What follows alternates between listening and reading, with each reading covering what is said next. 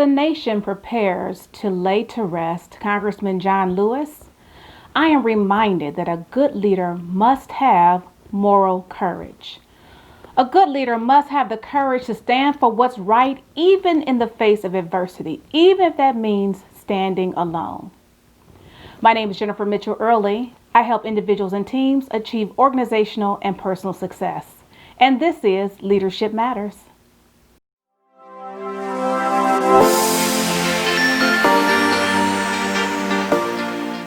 Today we're talking about how important it is for a leader to have moral courage, to be able to make decisions that align with their personal integrity, their values, and their character. There are three essential qualities or characteristics that I would say a leader who is morally courageous must have: a moral compass, integrity, and character. A good leader has a moral compass. They have a set of values and beliefs that guides them in their decision making. These values come from things that have been instilled in them as a young person like kindness, honesty, compassion, integrity, dignity, justice, family, etc. Moral compass is defined as a set of values or beliefs that guides one in their decision making. That is a barometer, an internal barometer for what's right versus what's wrong. These values reside in our heart and have been formed over a lifetime. You may have many values, but there may be a core set, a few of 4 or 5 that are really integral or core values that you hold dear. It could be integrity, family, kindness, honesty, compassion, etc. This moral compass is particularly important in situations that bring about ethical dilemmas, situations, and tensions. Situations whereby if no one knew what was going on, you could make another decision and no one ever know. But it's your integrity, it's your values, it's your principles, it's your moral compass that keeps you on the straight and narrow and from making decisions that are not ethically or not principled decisions. Integrity is defined as being honest, having strong moral principles, and uprightness. In ethics, integrity is regarded as the honesty and truthfulness or accuracy of one's actions. You've heard me say it before that actions speak louder than words. Let me put it another way that some of you will be familiar with. You can tell the tree by the fruit that it bears. If someone has a strong moral compass and has strong ethics, you will see it in what they do, because integrity is defined by what you do when no one else is looking. Integrity is paramount. If you are not a leader of integrity, your words and your actions will not align. In fact, they will be opposed to one another. They will be incongruent. And once individuals see that your word is not your bond, your word and your actions are contrary to one another, that will kill your ability to influence and their ability to trust you. To be a person of integrity, then you should be honest. Honesty should be your policy. You should be transparent. You aren't afraid to tell it like it is, or to be real, or to tell the truth. Very simply, tell the truth. Leaders with integrity are compassionate. They care about other people. It's not all about them. It's about the us or the we, the greater good for everyone. I was always taught growing up that your word was your bond. And that was always important to me, that honesty was the best policy. And because that was ingrained in me as a child, that was something that I brought into every aspect of my life, every aspect of even my leadership. I have been, you can say sometimes that, or my mother describes me as a bull in a china shop. You can say that, perhaps my words were not wrapped as nicely as they should have been, but they have always been words of truth.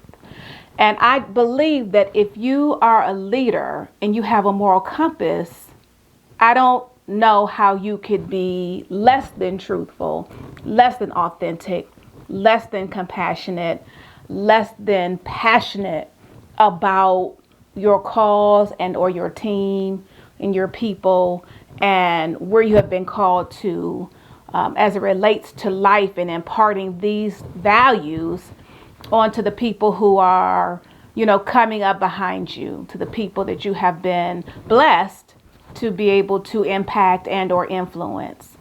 My father, who I talk about, and I've talked about, if you're new to my channel, welcome. Go ahead and click the like button and subscribe. And don't forget to hit the notification bell so every time I upload new content, you'll be the first to know. I've got a lot of great content on the channel. But I talk about my dad and his influence on me and my mother and her influence on me, both leaders in our community. And I talk about the managers, directors, leaders who have impacted me throughout my career.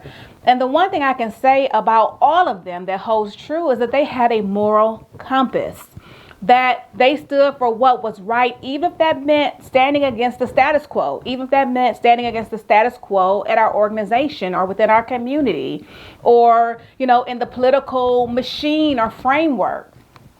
The fact of the matter is, if you have a moral compass, internally, it guides you along the path between right and wrong. And every time we have a choice to choose, good over bad, right over wrong, or to come as close as humanly possible to that. Whenever you choose yourself or your goals or your aspirations or your legacy over the greater good of all, I have to question the moral compass. What's been instilled in you? What has been lauded as the right way to go or the qualities of an effective leader, and what makes those qualities stand out? Who told you that those qualities were good? How did they get ranked up there, me over them, or there is no us? So whenever I think of great leaders, or when you hear about John Lewis and Martin Luther King Jr. and Barack Obama and others who who we're hearing about more often than not, as we juxtapose them towards our, current, I don't want to say leadership, because that's not a leader to me. But you will note that there is a thread within those individuals of someone who is ethical, someone who is moral, someone who has character, uprightness, and right standing, and someone who puts others before themselves, someone who looks to the greater good of all. And so while we talk about characteristics and qualities of a good leader and, emotional intelligence, forthrightness, transparency, kindness, all compassion, all those are true. But if you have someone who does not know the difference between right and wrong, that all goes out the window. If you have someone who lacks character and decency and honesty and the ability to tell the truth and to make a commitment and to have their word mean something, what do you have? So if you aspire to be a leader, or if you're judging people around you and their leadership as to whether or not there's someone that you should be patterning yourself after or following, one of the things that you definitely want to consider, does that person have a moral compass? Are they ethical? Are they bartering behind closed doors and making deals behind closed doors? Are they going against their word? Are they, can you see them coming? Meaning, are they slippery and slimy and greasy and oily? Meaning that they'll maneuver in, and it's a snake-like quality. Let me just tell it like it is. If they're maneuvering in and out with only their own interests at heart, I'm going to say that's someone you probably don't want to pattern yourself after. Look to the people who have been selfless, the people who have risen to the occasion, the people that have encouraged you when all else has failed, the people that can still see hope in otherwise hopeless situations, the people that encourage you and tell you, you got this. I know you've fallen, get back up, move forward. One of the many things that you have heard said about Congressman Lewis was his humility and how humble he was and how he never looked to be in the limelight or the forefront. And every time someone met him, how he would be gracious when they met him, and it just was unassuming. And great leaders, you will find, are unassuming. They are humble.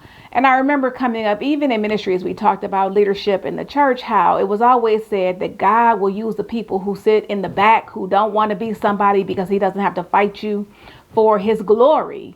And I think the same is true for leaders. I'm always a little weary when I see people who inch their way up and always have to be in the front of everything or the forefront of everything, always have to have a mic. It's those people who work diligently, who hunker down, who have grit in the background to make movements a success. Those are the ones that you should really be watching. The ones that are dependable, the ones that say they're going to be somewhere and they're there. They say they're going to do something and they do it. The ones who continue to fight time and time again, no matter the obstacle, to move forward, to move the movement forward, to get the bill passed, whatever the case may be, to make sure that the voice is heard. Character, grit, commitment, dependability, humility, kindness, love, compassion. Those are the things that we should be aspiring to as leaders. Last but certainly not least, as it relates to character, ethics, and a moral compass, I believe that great leaders have impulse control and discipline. It's not always easy to be kind or to extend love or be compassionate or to turn the other cheek or to let things go or to shake it off or to not give attention to your haters. But it takes self-discipline, self-control, impulse control. And that's something as a leader that, especially in public sector and even otherwise, it's taken me some time to really get a hold of, not giving my attention and energy to things that don't matter in the larger scheme of things, to keep my eye on, the prize, so to speak, and to continue to move in a vein that is professional and polished and that is worthy of the office that I hold, and to the leadership positions that I have been called to. And I will say this: you can tell the tree by the fruit that it bears. There are a lot of people who have a lot of great words and vast vocabularies, and they sound good when they say it. But what does the fruit look like? Apple trees do not bear pears, and vice versa. You can tell the tree by the fruit that it bears. And it's back to my mother's adage that she raised me with: actions speak louder than words. As we say, see you later to Congressman Lewis, I am so grateful to have been raised in an era where I could see firsthand the fruits of his labor. And I for one will be one to continue to work towards the goals that have been set by all of our founding leaders who led the way and who have told us how to go about it. These are the goals. This is how you obtain it. And the common thread has always been love, compassion. And friends, I am a work in progress.